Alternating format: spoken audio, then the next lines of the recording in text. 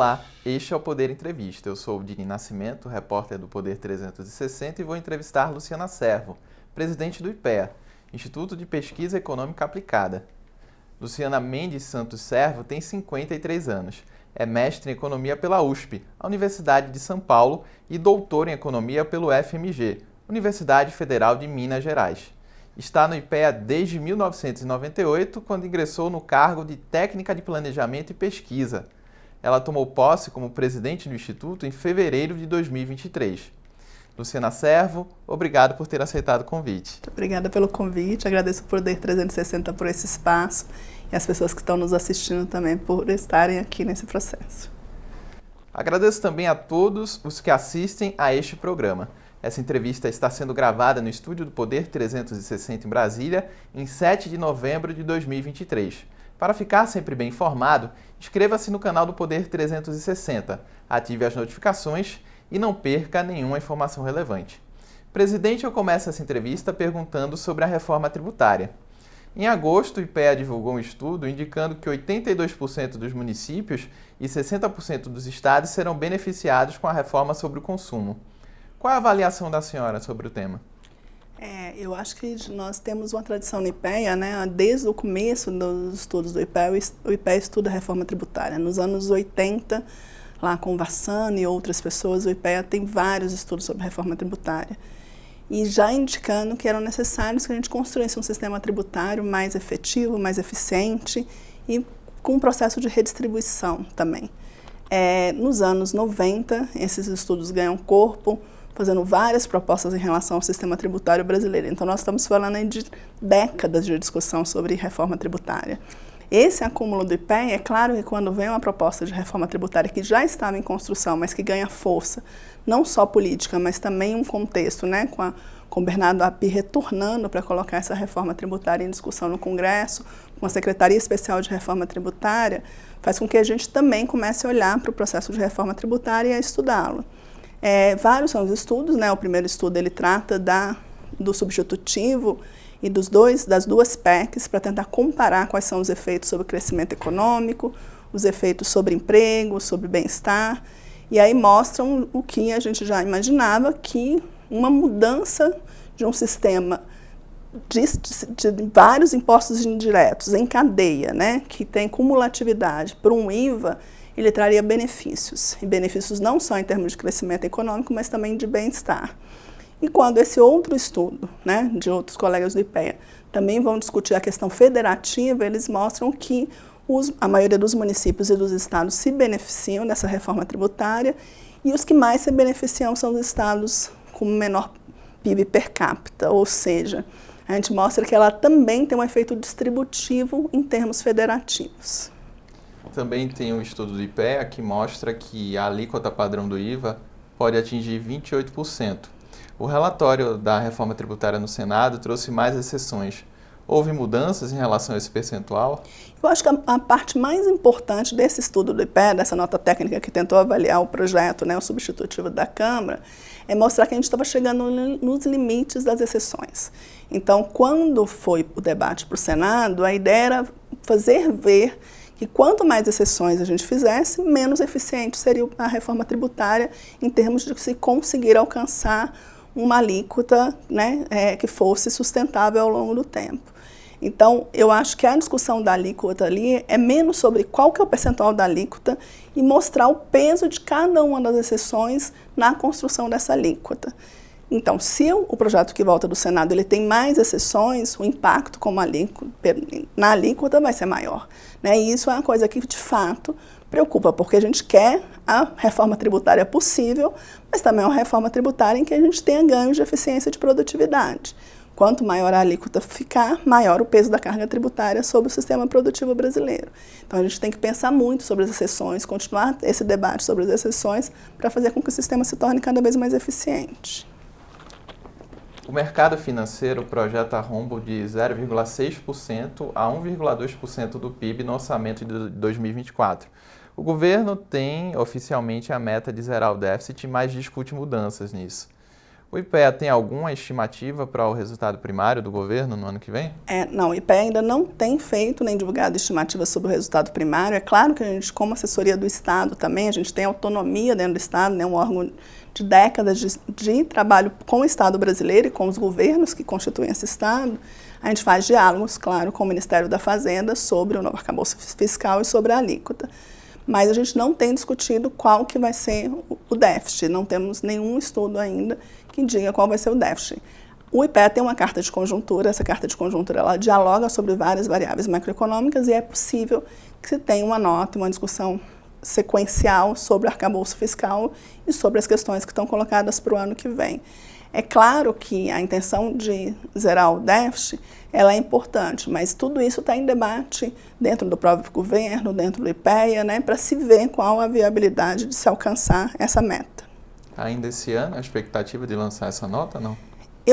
Para falar a verdade, a gente tem que ver com a equipe da macroeconomia, mas eu acho que a gente não lança a nota da estimativa esse ano. Porque como assim, uma outra coisa que é importante dizer, né, nós viemos de 15 anos sem concurso público. Então, o IPEA é uma instituição que ficou, saiu de 700 servidores para 200 servidores, com demandas crescentes com a mudança de governo. Então, a gente começou a se concentrar, no caso, na reforma tributária, na discussão de desenvolvimento industrial, mas também estamos discutindo, claro, os outros aspectos da política macroeconômica. Mas prometo que assim que a gente tiver a nota, a gente informa para vocês. E sobre a estimativa de receitas extras de 168,5 bilhões para o próximo ano, o IPEA considera crível? Acho assim, olha, as possibilidades de ter crescimento econômico de receitas, elas dependem de alguns fatores que estão colocados, e a gente viu que esse primeiro ano a gente teve algumas surpresas positivas, né, na economia, e essas surpresas positivas elas podem continuar no próximo ano. É claro que essas discussões elas vão depender muito do contexto que a gente vai estar. A gente vai estar num contexto de ano eleitoral, né, num contexto também de uma discussão geopolítica internacional que não é fácil, então todo o contexto internacional nos afeta. E aí o que você faz quando você faz projeção é trabalhar com o menor cenário possível, né? Então, neste caso, o que o governo está colocando como estimativa de receita é com base nas informações atuais, mas isso, claro, que vai sendo revisto à medida que novas informações vão sendo colocadas. Mas da perspectiva da área macroeconômica, não tem nenhuma contestação de que isso seja não factível, não possível. Mas isso é uma discussão também que ainda está em curso dentro da instituição. A senhora mencionou a necessidade de concurso. Em julho, o Ministério da Gestão e Inovação autorizou a abertura de 80 vagas para o IPEA. Quando é que vai ser lançado o edital? Nossa expectativa, o IPEA, como está há 15 anos sem concurso, né, a gente já vem trabalhando internamente, os servidores discutindo, né, eu sou uma servidora de carreira, discutindo, caso a gente tivesse autorização para fazer um concurso, que concurso a gente faria. Né? E a gente tem concursos em várias áreas, necessidades em várias áreas. A gente tem uma área de desenvolvimento institucional, que a maior parte dos servidores já estão em abono de permanência, ou seja, já podem se aposentar. Né? Tem áreas a descoberto, porque tem várias áreas, inclusive, que com a transição de governo, o IPEA sendo memória institucional, essas pessoas foram para a administração direta, né, para ajudar na montagem das políticas que estão sendo feitas agora nesse novo governo. E tem também a necessidade de recolocar temas que na agenda do IPEA eles tinham perdido espaço. Então, a gente vinha já preparando, fazendo uma discussão já desde o começo da administração sobre esse concurso, esperando a autorização. E aí, com isso, a gente está num processo muito avançado. A expectativa é que a gente solte esse edital esse ano ainda e faça o concurso logo no começo do ano que vem. Então, só para precisar, seria em dezembro o edital? Provavelmente em dezembro. A senhora mencionou que houve uma defasagem de cerca de 500 vagas nos últimos 15 anos. Então, essa quantidade não vai suprir a necessidade do IPEA. Na verdade, não são nos últimos 15 anos. Se a gente olhar o IPEA nos últimos 25 anos, a gente vem tendo perdas, né? Apesar de ter tido um concurso há 15 anos que colocou 120 pessoas para dentro do IPEA, mas a gente já tinha vendo perdas por aposentadoria que não vinham sendo repostas. Esse quadro se agrava quando você fica 15 anos sem fazer concurso. Sem dúvida não é suficiente, mas é o que a gente fala, para todas as demandas que você tem hoje por concurso, né, porque não é só o IPEA, mas várias instituições estão há mais de 10 anos sem concurso, a gente já sabia que haveria um limite de autorização para o concurso. Então, essas 80 vagas, elas já suprem partes importantes da necessidade do IPEA, tanto no contexto do desenvolvimento institucional, quanto no contexto técnico. E à medida que for possível, é claro que a gente espera que tenha concursos regulares para a instituição e que a gente não fique tanto tempo sem ter concurso. Pelo que eu entendi, essas vagas estão fora do concurso nacional unificado, é Sim, algo à parte. Sim. A decisão de não fazer parte do concurso nacional tem a ver tanto com o fato de a gente ter começado a discussão antes, né, a gente já tem um processo de amadurecimento em relação ao concurso, mas também porque nós fomos chamados a avaliar o concurso nacional. O IPEA tem como uma das suas atribuições fazer avaliação de políticas públicas, saber quão efetivas elas são, né? E fazendo um concurso nacional dessa natureza pela primeira vez, era importante que se criasse as bases de uma avaliação desse concurso. O IPEA, como órgão de referência na área de avaliação, foi chamado. Não faz sentido você participar de um concurso que você vai avaliar. Então, esses dois fatores fizeram com que a gente ficasse fora do concurso nacional, mas eu ressalto que eu acho que o concurso nacional é uma ideia de democratização de acesso ao serviço público. E sobre o impacto financeiro, existe alguma estimativa de dotação orçamentária? Quanto que foi reservado para esse concurso do IPEA? Nós temos uma... A gente não pode falar porque a gente está em processo de editar o valor certo, mas a gente já fez a reserva orçamentária para a contratação do edital. E mais do que isso, né, ainda que não seja necessário a gente fazer um curso de formação de entrada dos novos servidores como etapa do concurso, o curso de formação é necessário, né? Quando eu entrei no IPEA, eu estava vindo de São Paulo, trabalhando em consultoria no mercado, eu conhecia menos do que é o setor público e a administração pública. Então, o curso de formação, ele te coloca dentro do Estado, te coloca na discussão do Estado. O que são políticas públicas, o que eu estou fazendo aqui como economista, qual que é o meu papel junto com a multidisciplinaridade que tem, né? Por que é importante eu trabalhar com outros saberes como economista, com médicos, advogados, cientistas políticos. Então, esse curso de formação também já tem previsão orçamentária para ele. E as nomeações devem ser feitas até que ano? A expectativa nossa do IPEA é que essa nomeação seja feita o ano que vem, até o segundo semestre do ano que vem. Então, assim, a gente teria concurso se desenvolvendo no primeiro semestre, a realização do concurso, das etapas do concurso, né, que vai ser o primeiro concurso do IPEA dentro da lei de cotas, né? Então, a gente também está fazendo esse processo de tentar fazer com que as cotas sejam efetivas no IPEA, né, porque vai ser o primeiro concurso. Aí, feito esse processo, as pessoas tomariam posse no final do primeiro semestre, começo do segundo. Essa é a nossa expectativa. Evidentemente, tem um percentual em lei, mas quanto o IPEA vai reservar para vagas? A vaga de cotas raciais, né, cotas para população negra, ela não pode ser alterada. A gente, inclusive, quis discutir isso porque o percentual de negros no IPEA é muito baixo, né? O IPEA é uma instituição que tem a maior parte da sua composição é de homens brancos. E a gente entende que para você ter uma democracia representativa, você precisa também ter uma representação de grupos sociais. Não só de negros, mas pessoas com deficiência, pessoas com diversidade de orientação sexual e outras categorias né, populacionais que são importantes. Nós fizemos uma grande discussão do IPEA com o setor jurídico, né, do governo, para tentar pensar se a gente conseguiria colocar um percentual maior de cotas, mas percebemos que não seria possível, que teria que se alterar a lei de cotas para nós fazermos isso dentro do IPEA, como parte do executivo. Então, a cota é 20% como mínimo, porque as pessoas, se a cota for efetiva, entram os 20%, mas também entram negros na concorrência geral. Então, a gente espera que a cota seja efetiva, que a gente consiga mais de 20% na composição.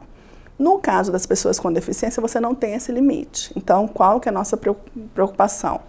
Quanto que a gente precisa para conseguir alcançar uma representatividade populacional das pessoas com deficiência?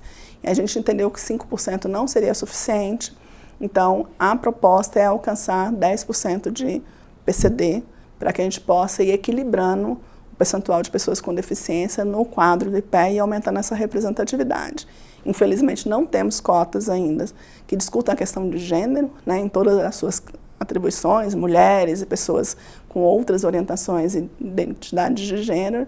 Então, a gente também não pode aplicar essas cotas, mas também esperamos fortemente que mulheres e essas pessoas entendam que o IPEA é uma instituição para elas trabalharem. Porque nós trabalhamos com políticas públicas, a gente faz pesquisa aplicada às políticas públicas. Então, atrair essas pessoas para dentro do IPEA, para ampliar a diversidade da nossa discussão e, com isso, conseguir colocar tornar a nossa inserção no debate sobre essas políticas mais efetivas é fundamental.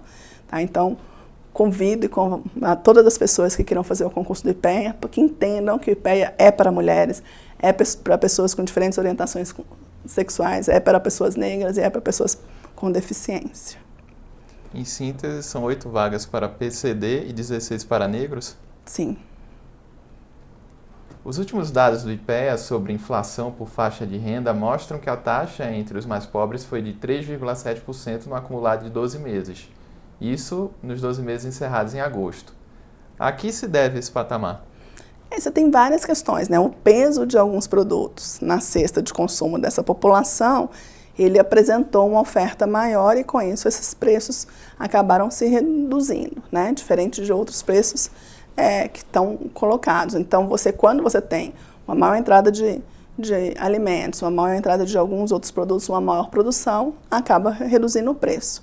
Né? E com isso, a inflação específica para esse grupo populacional, ela se torna menor do que a inflação média. Sobre desoneração da folha, tem outro estudo do IPEA que mostra que esse mecanismo, que acaba beneficiando 17 setores, isso desde 2012, não impediu demissões. Pelo contrário, o levantamento indica até que houve queda de 20,1% para 18,9% no número de empregados. Eu até queria que a senhora comentasse isso. Esse estudo, o último que foi feito, né, pelo Marcus Henscher, o que ele tenta ver é, a partir de uma pesquisa que chama Pesquisa Nacional de Amostra por Domicílios Contínua, para esses setores, né, 87 setores, como que essas alíquotas, qual foi a variação de emprego, né, entre 2012 e 2022. O que ele observa é que você tem poucos setores que concentram a maior parte dos empregos no Brasil, né, que concentram mais da metade dos empregos, e esses setores não são beneficiados pela isenção. São esses setores, em geral, onde houve uma variação positiva entre entradas de pessoas, né, novos postos de trabalho criados e postos de trabalho que foram fechados, um saldo positivo em termos de emprego.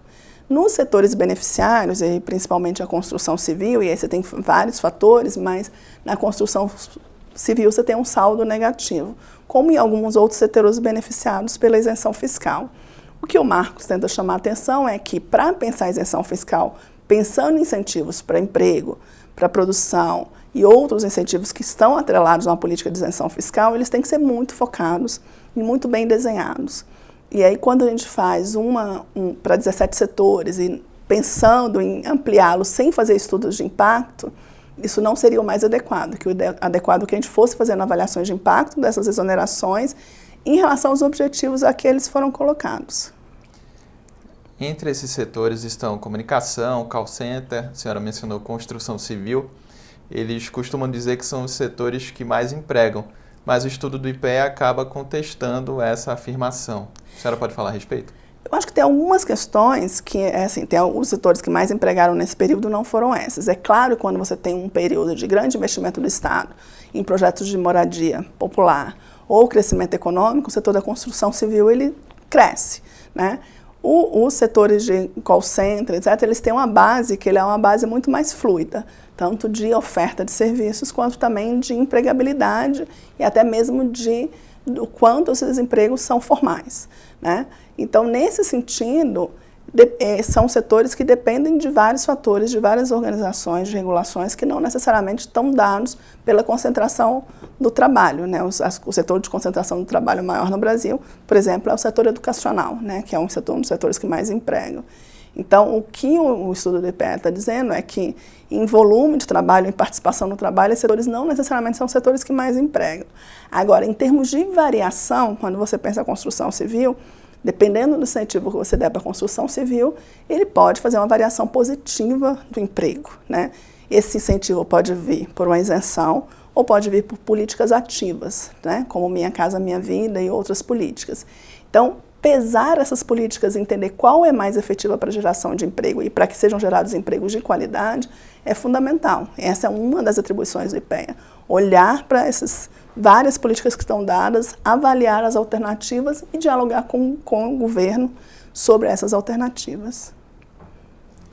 Sobre a entrada do Brasil na OCDE, uma reportagem do Poder 360 mostrou que o governo deixou de pagar 5 milhões e 100 mil euros para o processo de adesão. O IPEA acaba sendo responsável pelo assessoramento técnico do governo nesse ponto.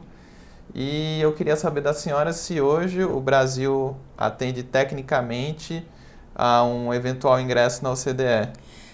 O trabalho que o IPEA faz uma vez que o Brasil em determinado momento falou vamos começar o processo de ascensão, o trabalho que o IPEA faz o que a gente precisa tecnicamente para fazer essa ascensão, quais os critérios que a gente cumpre ou não cumpre dessa ascensão. Então, tem alguns critérios que a gente está mais avançados, marcos legais, etc., outros que a gente precisaria, nos critérios da OCDE, dialogar sobre eles para ver se a gente faz ajustes nacionais para atender esses critérios. É muito importante dizer que em qualquer política internacional, qualquer política que envolve métricas comuns a todos os países, você tem que pensar em contexto, né? Então, quando a gente faz uma avaliação dos critérios de ascensão à OCDE, a gente também tem que pensar no contexto nacional. O que se quer de um processo de ascensão, dialogando com as políticas que estão sendo construídas por cada governo, mas também pensadas no longo prazo. Então, não é só atender aos critérios, é também decidir em que momento, em quais desses critérios se adequam ao contexto nacional. Isso não vale só para a questão da OCDE, vale também para as agendas como a Agenda de Desenvolvimento do Milênio e outras. A gente está sempre trazendo, e também o IPEA tem esse papel de trazer para o contexto nacional, né? Nós não somos iguais, nem internamente, nós somos heterogêneos internamente, imagina comparado aos países que hoje compõem a OCDE. Então, dizer que é maior ou menor que a média da OCDE é uma métrica, sem dúvida, mas essa métrica ela tem que ser contextualizada, né? E acho que esse é o processo que está sendo discutido agora. O IPEA faz análise técnica e cabe ao governo e não ao IPEA decidir a política e o que vai ser adequado, o que não vai ser adequado, em que momento o processo de ascensão vai se dar, né? Isso não cabe mais ao IPEA. Então, o IPEA, olhando aquelas métricas, ele diz, olha, está abaixo, acima da média, faz sentido ou não, né, no diálogo aí com vários atores, adequar essas metas ao contexto brasileiro. Então, acho que é nessa fase do debate, como órgão técnico, que a gente está em relação ao processo de ascensão à OCDE. E hoje, do ponto de vista técnico, qual seria o maior entrave para essa entrada? Não, é assim, na verdade, se você pegar o relatório que foi feito para a OCDE, nós somos 7 relatórios que foram coordenados aí pelo Renato Baumann da Diretoria Internacional, junto com outros colegas, e eles avaliam vários indicadores. Então, quando você fala assim, indicadores em relação à competitividade, né? Mas a questão é que modelo de competitividade a gente quer, né? A gente quer um modelo de competitividade em que a gente coloque um processo de industrialização ativa, né? Ou a gente quer um modelo de competitividade mais de importações, primário, um modelo de base primária, né, de produção primária. Então, tudo isso, eu acho que, mesmo com a avaliação técnica, ela exige também uma avaliação de contexto e de política, dos objetivos da política nacional. Falando um pouco sobre a transição, a senhora assumiu em fevereiro, o presidente anterior foi indicado em outro governo, no governo Bolsonaro, Eric Figueiredo. Houve alguma dificuldade na transição? Olha, assim, na verdade, o que a gente percebe desse processo, né, que a gente chama desse processo do governo Bolsonaro, é uma visão de Estado diferente da visão que a gente tem hoje.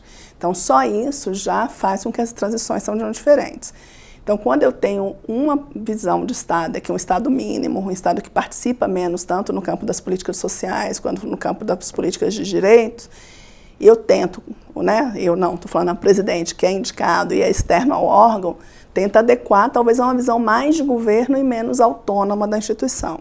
Eu acho que a maior dificuldade é essa, quando você tem um presidente que não só não é do órgão, mas que é muito alinhado e que não pensa o IPEA como uma instituição que é uma instituição de Estado. Dado isso, sim, houve algumas dificuldades, né? Uma das dificuldades é a gente ter um processo editorial corrente, em que a gente faz as publicações passam por avaliação por pares, mesmo as publicações que venham da presidência do IPEA, e em alguns casos a gente entende que esse processo não foi seguido. E isso trouxe alguns debates internos com o próprio presidente e públicos, alguns deles foram a público, questionando a validade de sair desse processo, né, que dá a credibilidade para a instituição. Né? O que dá a credibilidade não sou eu, Luciana, escrever uma nota da minha cabeça e publicá-la. O que dá credibilidade é eu escrevendo com base em todo o conhecimento acumulado que eu tenho em determinada área, junto com outras pessoas, passar para uma revisão por pares, outras pessoas vão avaliar a qualidade daquele material, e aí sim, como qualquer outra pessoa da instituição, essa nota pode ser publicada como ela foi ou publicada de acordo com as recomendações que foram feitas pelos pares, pelos pareceristas. Né? As pessoas leem e certificam se tem qualidade ou não para publicar com o selo IPEA. Então, sair desse processo significa questionar a credibilidade institucional. E aí outras coisas, como também um alinhamento maior com uma visão específica de governo. Então, por mais que a gente tenha alinhamentos e visões sobre Estado, né, que se adequam muito a uma visão de um governo democrático, né, que tenta fazer o desenvolvimento inclusivo e sustentável, nós somos uma instituição autônoma. Então, cabe a gente estar sempre dialogando com este governo como uma instituição que tem que manter a sua credibilidade. Então, acho que essa transição, que é de uma instituição, de um Estado mínimo para uma instituição que agora está trabalhando para um Estado que a gente entende que é importante, regulador, que organiza as políticas sociais, ela já em si já causa uma transição com muitos desafios. Né? E se você junta isso, o fato da instituição ter perdido pessoas ao longo do tempo, de ter que se reestruturar internamente, a gente passa uma parte desse ano fazendo isso. Né? A gente só vai lançar uma agenda estratégica do IPEA agora no final do ano. A primeira parte foi toda reorganizando a instituição, estabelecendo os diálogos internos, os diálogos com o governo, os diálogos com outros setores. O próprio processo de participação social que voltou, o IPEA também faz parte de comissões em grupos de trabalho, né, para dialogar tecnicamente com a sociedade por meio desses grupos. Então, tudo isso criaram novas demandas que nos desafiam, mas são bons desafios. Então, para ficar claro, não teremos mais notas do presidente, no caso da presidente. Não, assim, podem ter notas que a presidenta assina, mas que vai passar por esse processo. E não vão ser notas da presidência. A gente tem notas técnicas do IPEA. E não preciso criar uma nota da presidência para diferenciar. Né? Essas notas técnicas do IPEA, que tem todo esse processo, nada impede que em temas que eu tenha conhecimento técnico para isso, e que eu dialogue com outras pessoas, que eu possa escrevê-las. Mas vai passar por todos os processos normais da instituição. Só para concluir, a senhora falou em representatividade, é a primeira presidente negra do IPEA, falou das dificuldades de transição. Quais são as outras dificuldades à frente da instituição? Olha, eu sou economista de formação. Né? A economia é uma ciência ainda eminentemente masculina no Brasil. Ela é construída com a base masculina. E a instituição IPEA, ela ainda é conhecida como uma instituição do campo econômico, ainda que não seja uma instituição de economistas. Né? Ninguém trabalha com os problemas brasileiros pensando só em uma parte do conhecimento. Mas, com isso, os concursos do IPEA atraem muito mais economistas do que outras áreas. Então, a instituição, como eu disse, mais masculina, uma instituição com essa tradição mais na área de economia, e eu venho do campo da economia social, né? Economia da saúde. Então, já tinha uma diferença em relação a isso. O fato de eu ser uma mulher negra na presidência, é claro que isso impõe vários desafios, né? De uma mulher estando comandando uma instituição eminentemente masculina, uma mulher estando comandando uma instituição que só 6% do seu quadro são de mulheres negras. Então, todos esses desafios estão colocados, mas a gente está dialogando sobre eles. E o diálogo está sendo muito franco e aberto, né? Então, eu digo que quando eu terminei meu doutorado em 2020, né, fui indicada, né, pela ministra Tebet sem conhecê-la, fui conhecê-la no processo em 2023, mas eu não mudei de ser uma pessoa que era especialista em economia da saúde, com muitas publicações de dezembro para janeiro. O que faz a diferença é uma decisão dessa ministra, junto com a presidência, de ter uma mulher à frente do IPEA. Né? E aí ter uma mulher negra traz mais representatividade, porque a gente sabe que o debate sobre a discriminação racial no Brasil ele tem que avançar, ele é fundamental. Né? Então, eu entendo que há muitos desafios, mas que esses desafios têm que ser enfrentados pelas políticas públicas, têm que ser enfrentados pelos agentes de políticas públicas e por aqueles que estão debatendo as políticas públicas. E como servidora pública de carreira, e como uma pessoa que sempre atua na área social, então eu entendo que é um espaço privilegiado para fazer essa discussão. Chega ao final essa edição do Poder Entrevista. Em nome do Jornal Digital Poder 360, eu agradeço à presidente do IPEA, Luciana Servo. Eu que agradeço a oportunidade, muito obrigada pelas perguntas e obrigada também, estamos à disposição, sempre que precisarem. Agradeço também a todos os que assistiram a esse programa. Essa entrevista foi gravada no estúdio do Poder 360 em Brasília, em 7 de novembro de 2023. Para ficar sempre bem informado, inscreva-se no canal do Poder 360, ative as notificações e não perca nenhuma informação relevante. Muito obrigado e até a próxima!